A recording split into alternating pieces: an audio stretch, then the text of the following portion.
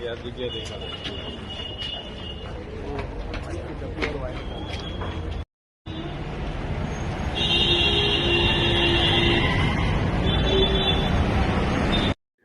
Sachin police station ની અંદરમાં એક લૂંટ વિથ મર્ડરનો જે બનાવ બનેલો હતો.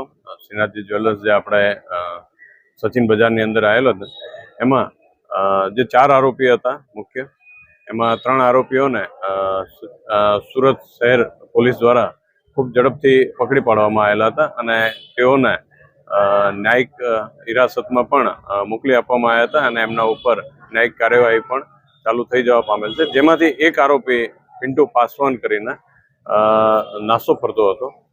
તેને જે સુરત શહેરના ક્રાઇમ બ્રાન્ચના ટીમો, સચિન પોલીસ સ્ટેશનના ટીમ અને જે કહેવાય ત્યાંના સ્થાનિક પોલીસ અને સ્પેશિયલ ટાસ્ક ફોર્સ બિહાર પણ ખૂબ પાછળ લાગેલી હતી, જેથી તમામની મહેનતને અંતે જે પિન્ટુ પાસવાન જે આરોપી હતો એને બિહારના પોલીસે પકડી પાડી બીતપુર થાના જે ક્ષેત્ર છે એની અંદર આર્મ્સ એક્ટના ગુનામાં એને પકડી પાડી અને નામદાર કોર્ટ હવાલે કરતા જે જેલમાં પહોંચેલા હતા.